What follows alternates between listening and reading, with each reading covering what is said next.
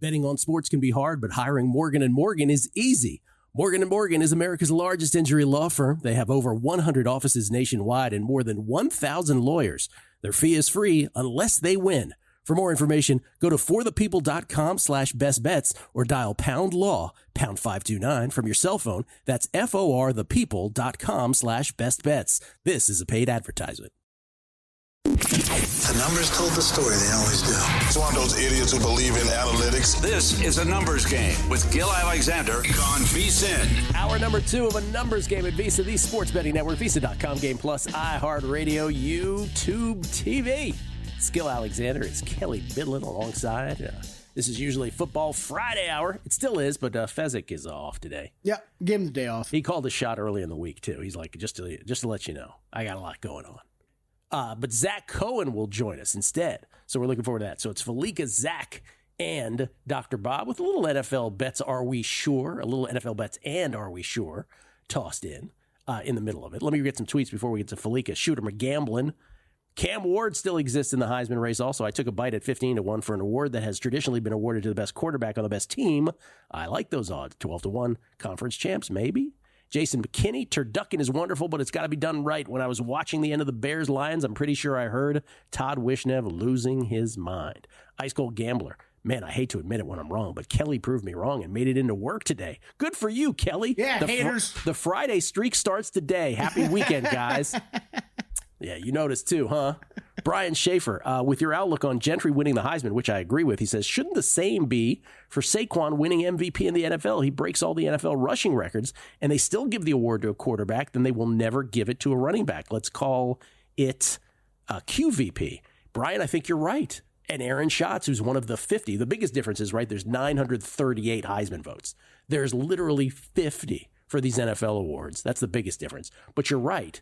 If Saquon breaks all the records and they don't give it to Saquon, you're absolutely right. They'll never give it to a running back. Never. Unless you have some outlying year where like no quarterback shines, the likelihood of that is very slim. But that's the only scenario. Still trying to figure out QVP. So just a quarterback valuable player is what he's trying to say. Yeah. Not most valuable player. Kyle D at Dom Kohler early. This is why I dislike head coaches doing play calling. It pulls them away from their head coaching responsibilities. You have a rookie quarterback and a rookie-ish OC play caller, and Flus just froze, but Caleb's lack of telling time is concerning too. Charitable Gambler, we don't often disagree to this degree. Your main argument against Travis was the best wide receiver in college football is so great that he'll be playing cornerback next year. Genty is great. He's not close to Hunter. No, my main argument is he's not the best quarterback. He's not the best wide receiver, nor is he the best cornerback. He has great stats on both sides. But the stats don't necessarily bear that out in either case. And so I'm just saying what Genty does, he is so elite in doing. And Travis Hunter, still the number one resume thing he has is that he plays both sides of the football. He's great. Don't get me wrong. I love the dude. He's incredible. But I don't know if that wins you a Heisman over a guy who's breaking records. For an award historically, by the way, the Heisman, that in a previous era of football was always given to running backs. So there is a little bit of hearkening back to that as well that might be in some of the voters' minds. Anyway, Travis Hunter, I almost said Travis Henry. Travis Hunter is still the prohibitive favorite. He's likely to win, maybe, but plus 750, I'm willing to take my shot on that. Chris Fallica joins us now, ladies and gentlemen, from Columbus, Ohio, where it took him 2 planes to get there. He, of course, is the Bear. El Oso from Fox Sports, Big Noon Saturdays, and, of course, the Bear Bets podcast. How you doing, Chris? I'm doing much better now that I am here. A little bit of a delay in Detroit, but we've made it here on time. Would be better if I would have played Memphis money line last night to get off of the Memphis under win total from Dr. Bob. It would have been a nice clean sweep, but or a clean break would have gotten off that. But you know how the holidays go. You got stuff going on. Yeah, man. But no, we're okay. I'd be better too if Ibrahim Konate did not hurt his knee Wednesday against Real Madrid, and that's going to miss over a month. So that's a bad deal as well. But enough about my maladies in this sport. Let me get to the game you're at. Of course, Ohio State, Michigan. Listen, growing up on the East Coast, pick your poison. Either Auburn, Alabama, or Michigan, Ohio State. Those are the 2 best rivalries in college football. I know there's rivalries across the country, but for those of us who grew up in that side of the country, it was always a toss-up between those 2. Ryan Day and Ohio State, huge favorites here. He's got to get the proverbial monkey off his back. So let me just ask it this way. Is there any chance in your mind that they gack this whole thing? Forget about the cover. No. The way their defense has played since the game at Oregon, when Larry Johnson and Jim Knowles came under all that criticism about the defensive scheme and not really rushing the passer in certain ways. They've changed it up. They kind of sent Larry Johnson to the timeout corner. And since then, they have not allowed a touchdown pass. They've allowed 4 touchdowns and 15 red zone trips. They lead the nation in sacks over that 5-game stretch. Michigan's offense is terrible. This will not be a close game tomorrow. Not be a close game. What do you believe is your what is bettable? What are your favorite bets of the weekend? Today and tomorrow. Let's see. I don't have it broken down by day, so I'm just going to start rambling. I do know, though, today, Miami of Ohio at Bowling Green. I like Miami of Ohio. I think there are some threes that have begun to pop. I don't know if that indicates that Harold Fannin Jr., Bowling Green's great tight end, is going to play. But I do like BG. I think Miami's defense late in the year has played very, very well. And I think if you compare the schedules, they have kind of had a tougher road to go in the MAC. They had to play Ohio U, which is a really good team. They beat Ohio U. So that ultimately will hold the tiebreak for them over Ohio U if they wind up in a tiebreak. But I do like Miami of Ohio. I like the way they have played late in the year. So I took the 2.5, and now you can get a better number than me at 3. There you go. Little matching while Genty and Travis Hunter are playing. That's going to be interesting for Boise State today. Like, I'm curious how they handle it, because I remember a couple of years ago, and we talked about this at the time, about how, remember when David Shaw played Bryce Love in that Notre Dame game, which really didn't mean anything, and he got nicked up even more, and that wound up costing him the Pac-12 title game and the Rose Bowl. Like, I don't think Genty's going to win the Heisman, but you kind of need to let him play, even though he's been nicked up. Next week's the game you need to win. You beat UNLV, you're going to the playoff. So you need him as healthy as he can be. So I'm curious to see how they play that coming up here in a little while. By the way, let me just interrupt too. The Bryce Love thing, I think that's one of these players that gets lost in history. Totally. He played hurt so often that I believe in my heart that it ruined his entire career. I really do. I wouldn't doubt that at all. I would buy that. If you were selling stock in that, I believe that. Yeah. Anyway, it is what it is. But yes, I understand your point. The game against UNLV is the one that matters for Boise State. Right. Absolutely. And I'll be there next week for that. I'm looking forward to that. There you go. Yeah, which will be good. Love Boise. Other plays. No natural segue there. Sam Houston State getting 2.5 against Liberty. I don't know if 3s are still out there. The Bearcats have struggled to score at times, but they have a chance to make the Conference USA title game. It's not in their hands. They need to win today against Liberty and then hope that Jacksonville State doesn't really lick the stamp and mail it in. They've already clinched their spot. They play Western Kentucky, who needs to beat Jacksonville State to get there. So you might get a rematch there, but I think Sam Houston State does beat Liberty today. This is not the same Liberty team that we have seen in recent years. I think they go out there. Defense has played well most of the years. So I think Bearcats with a K get the home win. I like Baylor getting 1.5 against Kansas. I just look at the way Kansas's last month has gone. You blew that game against Kansas State like they had fourth quarter leads in basically all their games. You lose that game, and then the Grim Reaper of the Big 12 KU, you knock off Iowa State, you knock off BYU, you knock off Colorado last week. That's a hell of a month. And now I just wonder, does Lance Leipold's team have anything left for this game where you go on the road to Baylor, you win it, you get bowl eligible after being 2-6, which would be an unbelievable achievement. But the one thing about Dave Aranda's team, I think, even though their defense hasn't been great, I still trust Dave Aranda to kind of draw up a scheme to slow down Devin Neal. They're a 1.5 underdog at home against KU. I like Baylor here getting a point. They've been a different team offensively as well since they kind of let Sawyer Robertson take over the controls at quarterback. So I took Baylor. And then you might want to wait on this one. Again, I had to write up a column and I had to make plays. So I took Houston plus 13 against BYU. At the time of writing this, you don't know what the game is going to mean for BYU. Maybe they have a chance to get to the Big 12 championship game. Maybe they do not. So I don't have the luxury of waiting. If it's a win and in game for BYU, you're probably going to see this number go north of 14. But I don't think Willie Fritz's team mails it in here. Defensively, they've been pretty good for much of the year. BYU, we've kind of seen the one-possession games kind of regress to the mean the last couple of weeks when they've lost. I know Houston is a team that's been down, but Willie Fritz is building a program, building a culture. He ran off a lot of guys there. As a big underdog here, getting 13, I'm happy with that. I don't think they go to Provo and get blown out at all. So Houston plus 13 would be the fourth and final play I got for you. Anything with Texas A&M? I lean over because I'm not sure how good Texas A&M's defense really is. We were on Auburn last week, and I didn't expect Auburn to basically go up and down the field on them. I know Texas's offense has not been great, but I get a feeling Texas shows up, they go on the road, and I think they get the win and probably be a little bit more of a higher scoring game. Because I think the Longhorns have a chance to put up some points there. All right, with 2 weekends of college football before we find out who is in the playoff. The playoff that begins, 3 weeks, a little over 3 weeks from now. The 19th, Friday the 19th, yeah, right? The 19th, so exactly 3 weeks from now. 20 days from now. Who do you believe is the surprise? As you see it coming down these last 2 weeks, as you see these games developing and resulting, who do you think ends up being the surprise? Surprise in terms of getting in? Yes, or getting out, whichever way you want to answer that.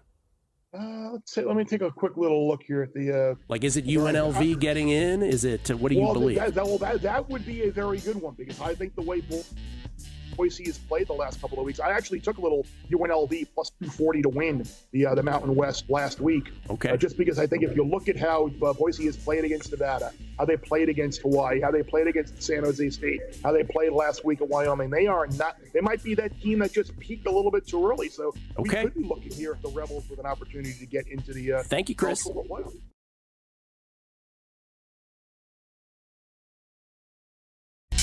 A numbers game on VSiN, the sports betting network. Nothing delivers comfort and joy quite like the unrivaled quality and taste of Omaha Steaks. This year, skip the holiday hustle and bustle and save 50% off site-wide during their cyber sale at omahasteaks.com. Plus, get a $30 reward card when you shop early and score an extra $30 off with promo code NUMBERS. With 5 generations of experience, Omaha Steaks consistently delivers the world's best steak experience, and their gifting experts have made it easy to deliver the perfect gift with thoughtfully curated gift packages starting at $89.99. From legendary steaks to mouth-watering desserts and more, save 50% off site-wide during the cyber sale at omahasteaks.com. Plus, our listeners get an extra $30 off with promo code NUMBERS and a $30 reward card when you shop early. That's 50% off at omahasteaks.com and an extra $30 off with promo code NUMBERS. Minimum purchase may apply. It's Gill Alexander. It's Kelley Bydlon.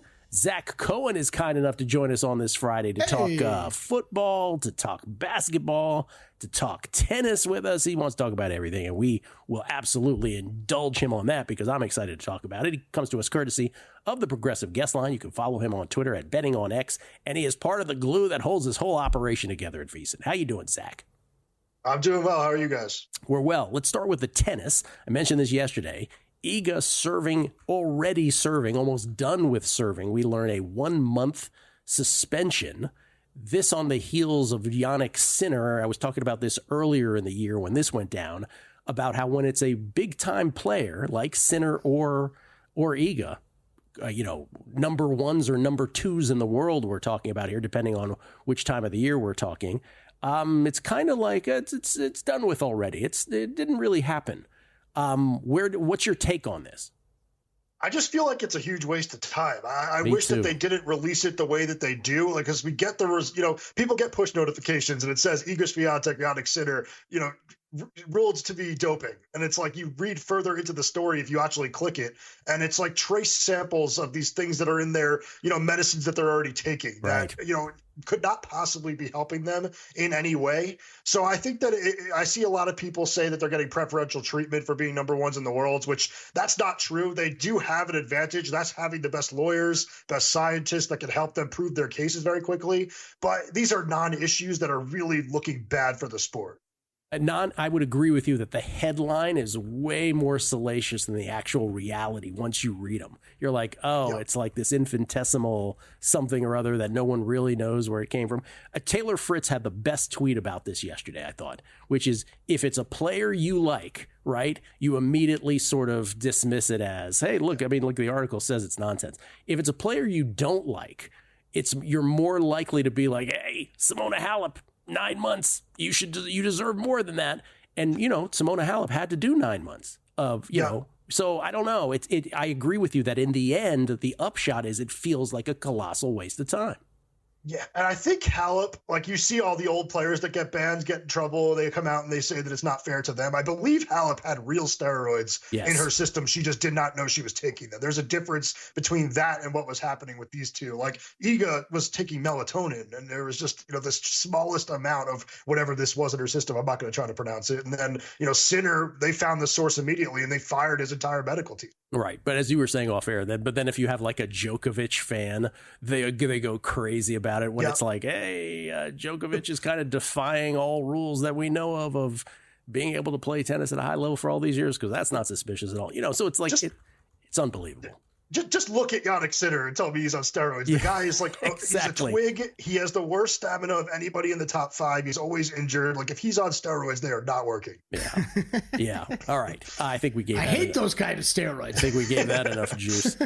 You made a couple NBA futures plays. Yep.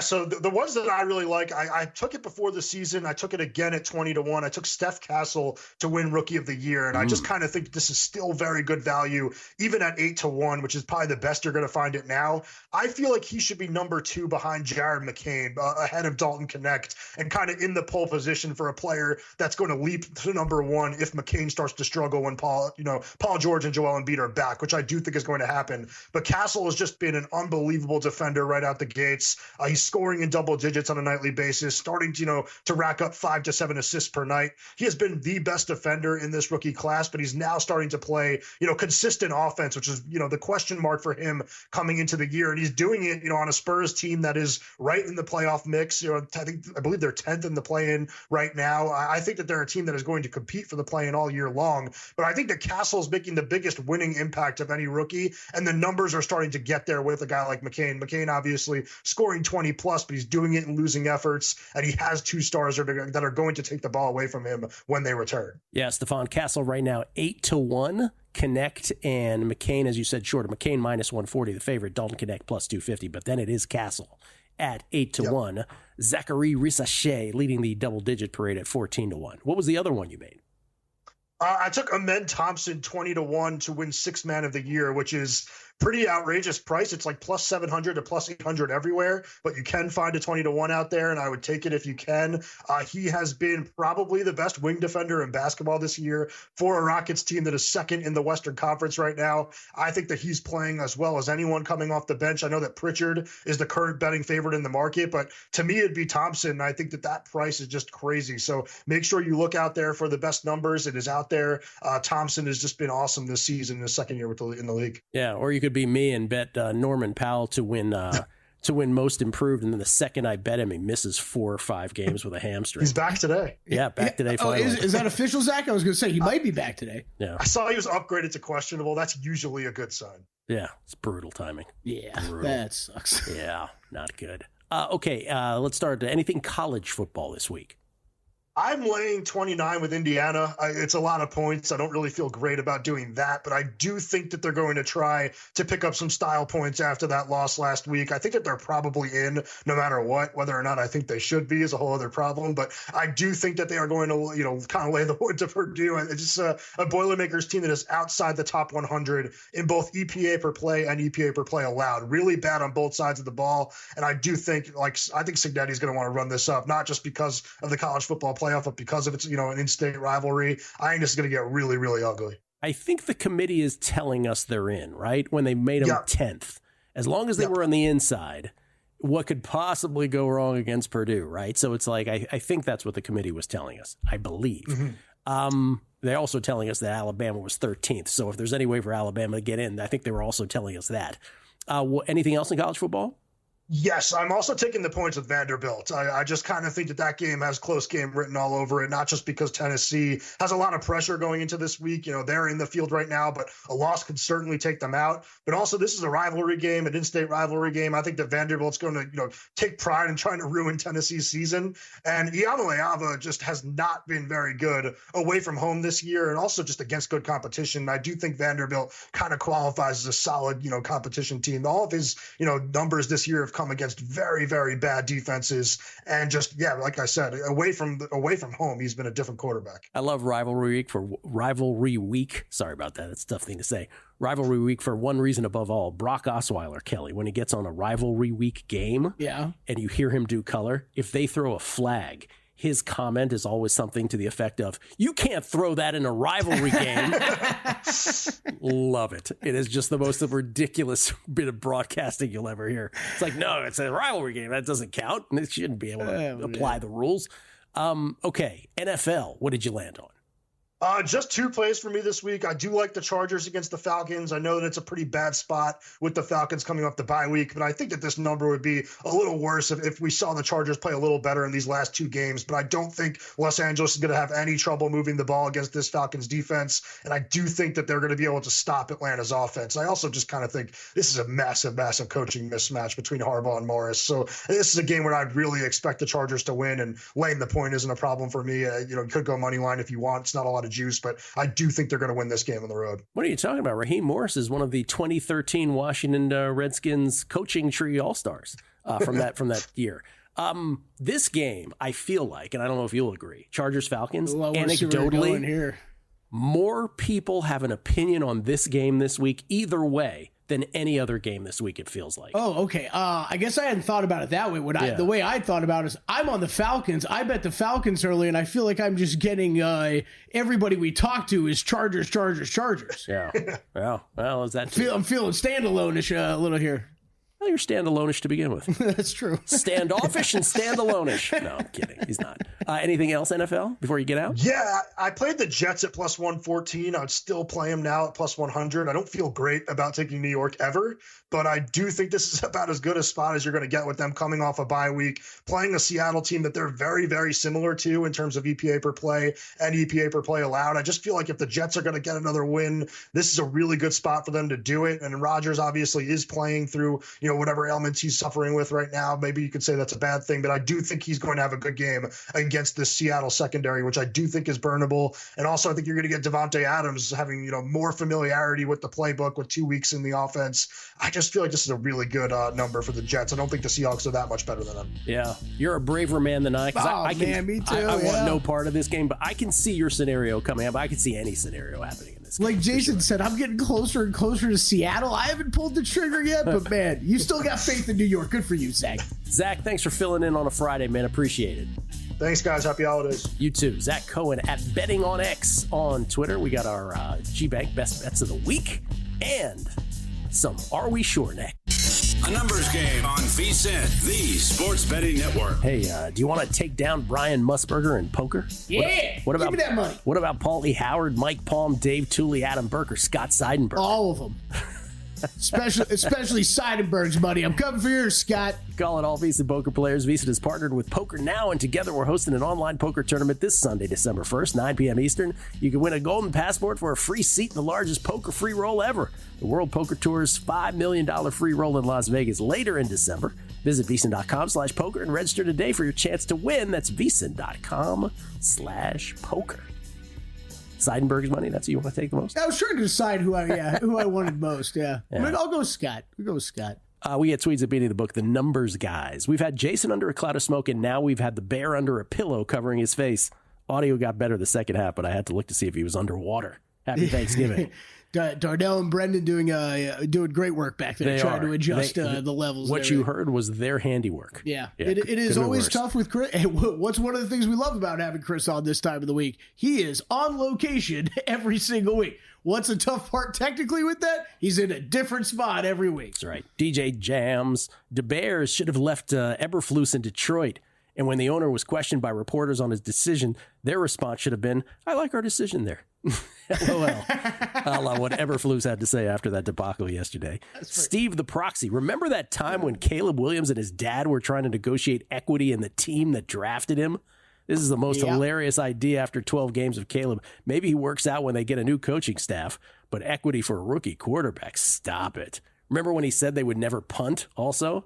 And Jaden Daniels went like the first 8 games or 7 games, whatever it was, and the Skins had punted like 3 times. Did Caleb say that? I don't remember that. Yeah, he said that. Oh my God, that's hilarious. Paul Zhang, love the Falcons this week off a bye and a short week for LA. Also no Dobbins. He's with you.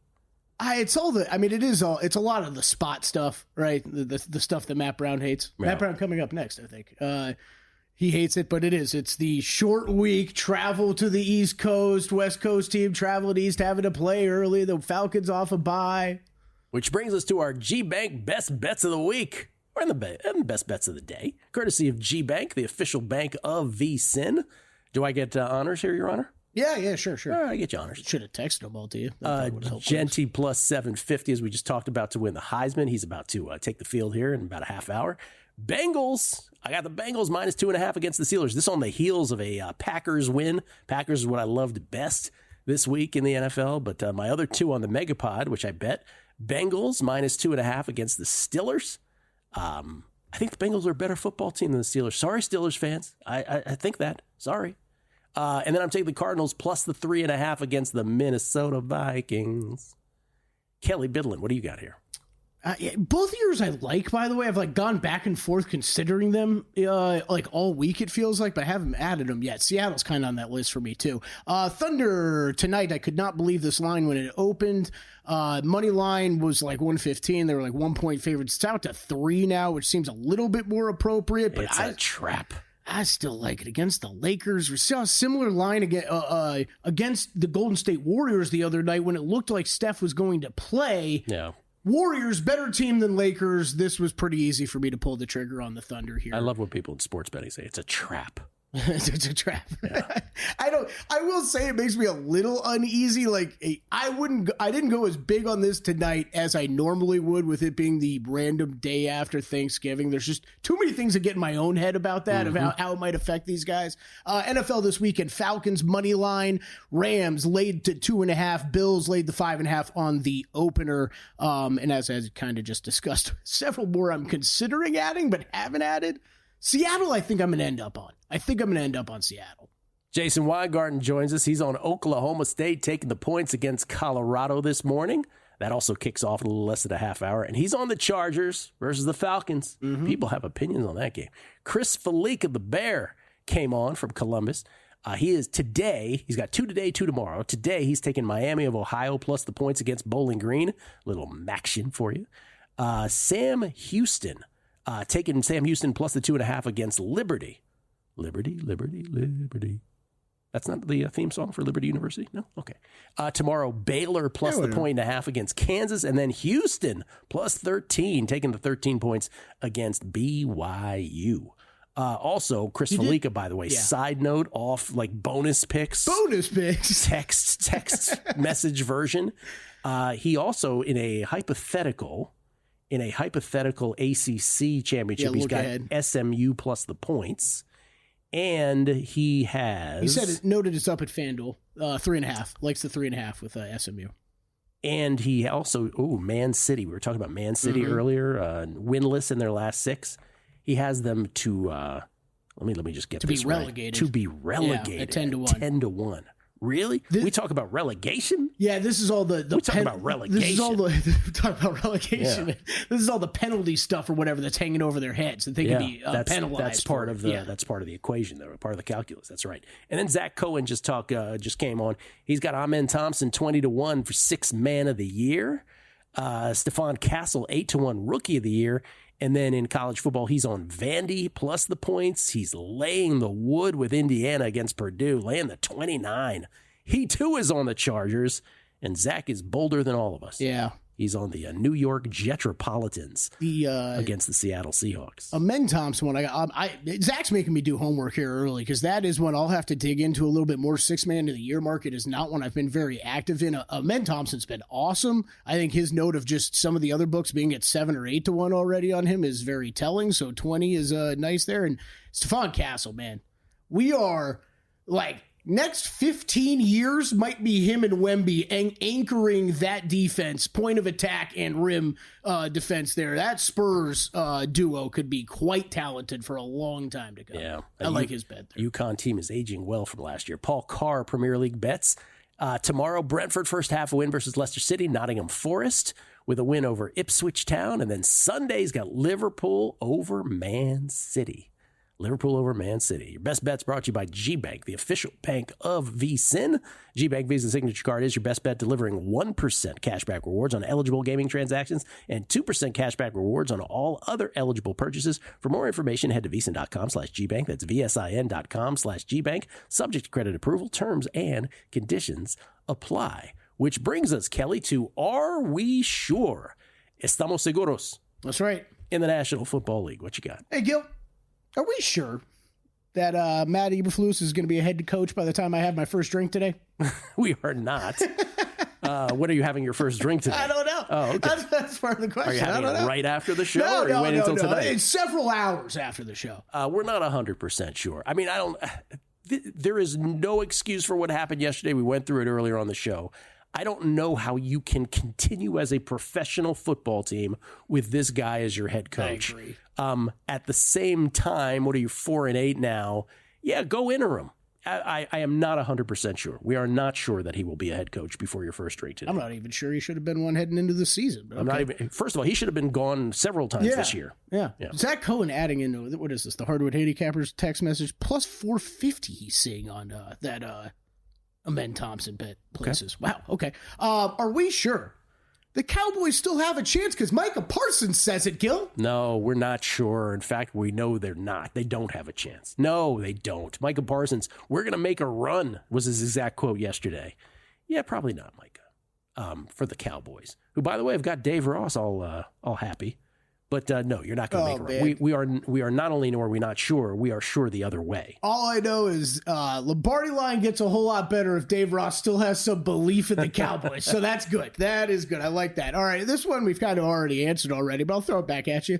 Are we sure the cold affects the Dolphins? We're not 100% sure that it was the main thing that was at play yesterday.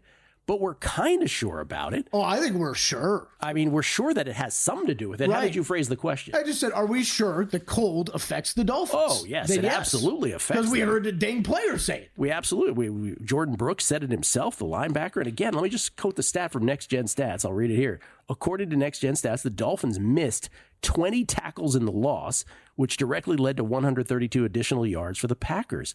And again, if you ever grew up in a cold weather place, which you did not in the United States, I don't know how much cold weather football you played. I mean, I did spend a few years in Anchorage, Alaska, and Moscow, Russia, but okay. So I just remember as a kid, like there was nothing more fun than playing football in the snow. But if it got icy, yes, and you were playing full pad tackle football, it hurt so much when you were crunching into people and tackling them and getting tackled. No, it's not fun at all. It's not. Okay, not that there was ice yesterday, but cold is cold and it hurts. And if you're not used to it, yeah, it affects them. It absolutely affects the Dolphins, and it does historically. Again, now 0-12 in their last 12. All right, I'm going to skip ahead to one. Are we sure you and I could last longer than 2 minutes on the ice rink at Fontainebleau? This is a surprise. There's an ice rink at Fontainebleau? Oh, Fontainebleau has, I don't know if it's on top of their pool or their actual Cosmo pool. has one on their pool now. Oh, yeah, that's right. Yeah. So they got an ice rink out there. What do you mean last? When's the last time you've been on skates? Several years back in New York at 30 Rock. So what do you mean by last? Years? Meaning not fall? Well, yes, yeah. Oh, no. Would you eat it? No, when Gracie was 13, I used to go over in San Francisco all the time with her. Really? I'll stay afloat. Wow, okay. Yeah. Gill the favorite over me. Yeah, for sure. Wow, and then finally, eventually, I did fall, but it took a while. Took a while, at least. We'll come back. Dr. Bob, college football next, right here on the Numbers Game at VSiN, the Sports Betting Network.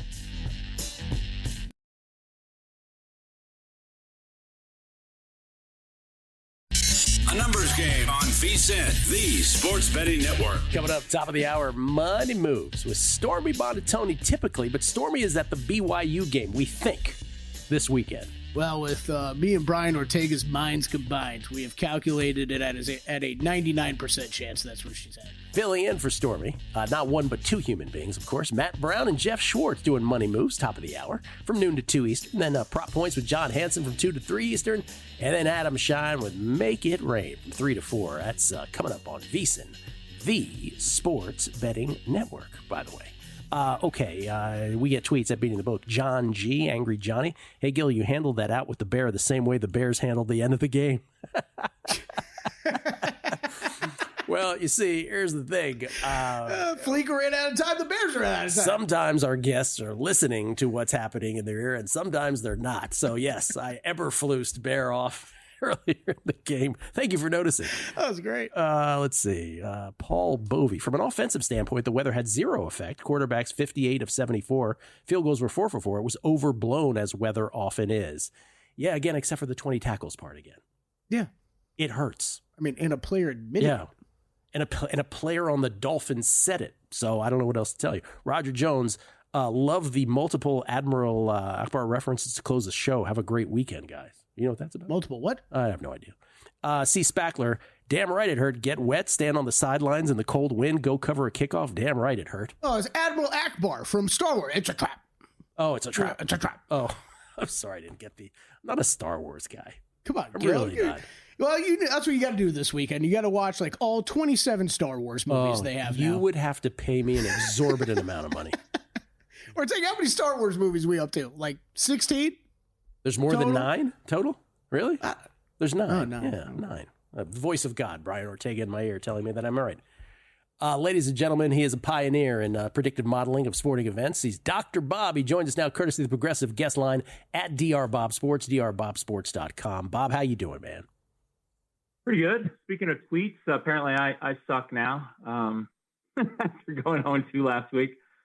Twitter Someone gave you a hard time for going 0-2. Yeah, 0-2 last week. Dr. Bob sucks. Not forgetting that I'm 117-90-3 all time on your show.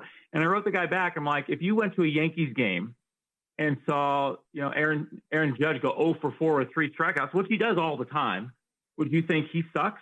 I mean, I'm Aaron Judge. Yes, I guess. I'm about to say, did you just call yourself Aaron Judge, Bob? Is that what just happened there? I compared myself to Aaron Judge.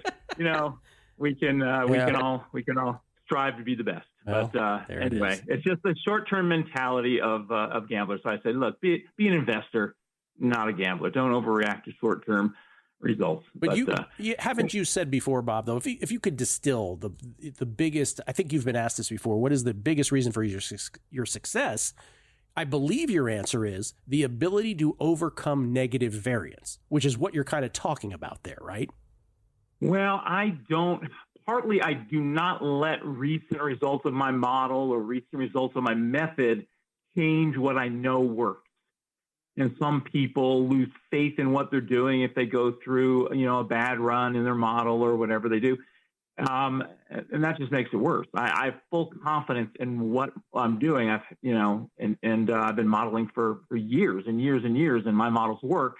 And I'm not going to, there's negative variance, just like positive variance is inevitable. It's going to happen. You should expect it and not overreact when it happens. And I don't overreact when things are going bad. I just stay the course, and things always turn around, and I've been winning for 30-something years. So. And by the way, that not only applies to new or novice bettors, that applies to some of the other pillars in the industry who do take their toys and go home after a bad run as well, right? They don't have as much confidence in their methods as you do with yours. So I want to shout you out for that as well. Let's get to a couple games today, beginning with the Egg Bowl. Ole Miss, big favorites over Mississippi State here. Yeah, this came down to 24.5 this morning, and I jumped on that.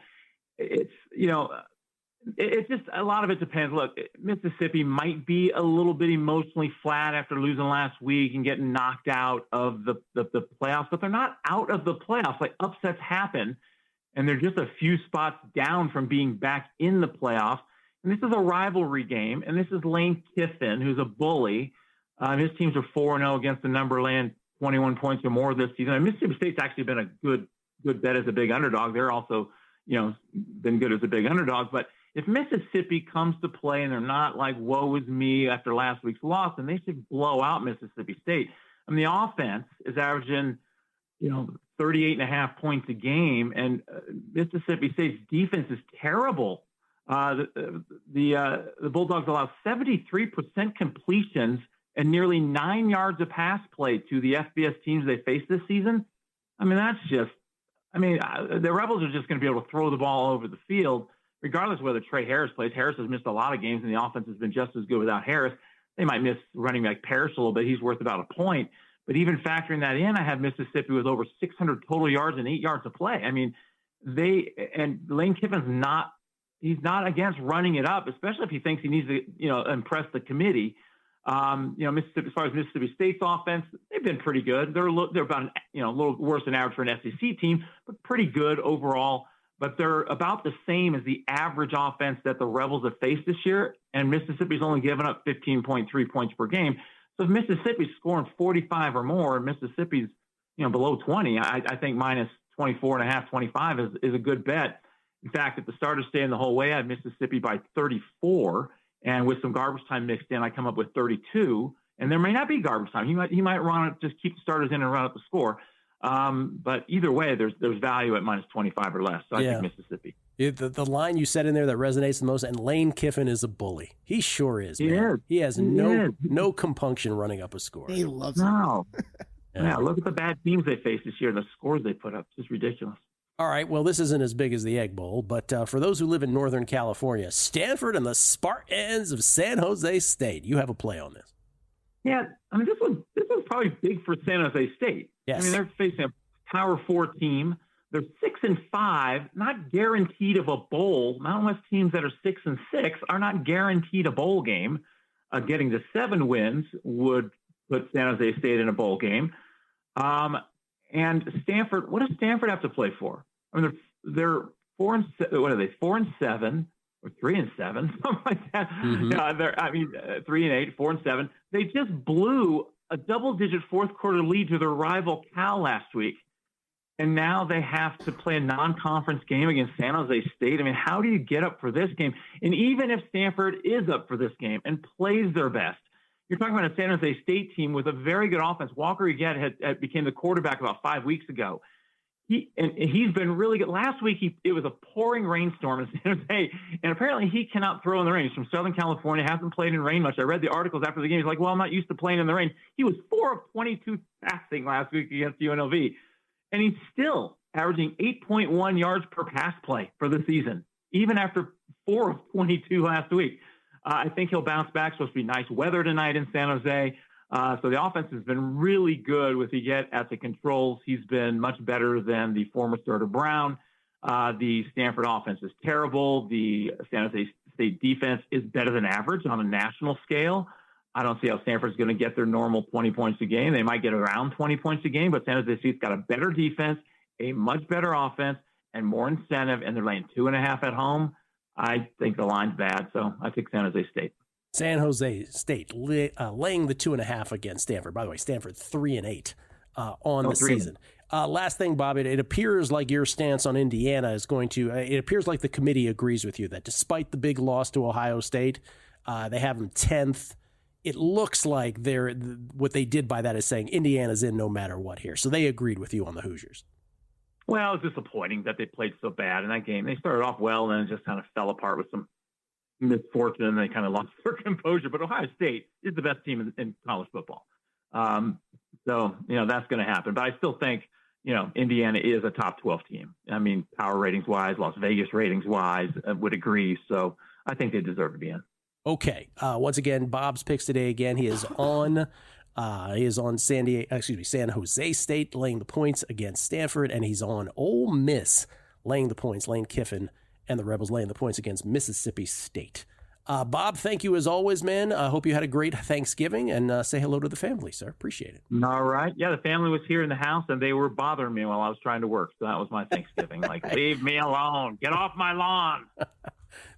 The hardest working man in handicapping, Bob Stoll. Thank you, Bob. Appreciate it. All right, buddy. Courtesy next week. You too. Courtesy of the Progressive Guest Line. Hopefully, Bob. I should have asked him. I should have asked him on air, so I put him to it.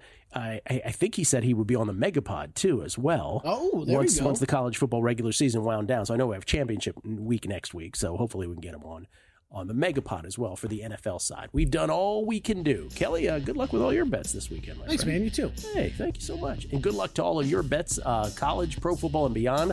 College football kicks off 5 minutes from now. All day football, baby, with little Ashton Genty and Travis Hunter in action, among others, of course. We've done all we can do. Matt Brown and Jeff Schwartz next on Money Moves. Enjoy from VSiN, the Sports Betting Network.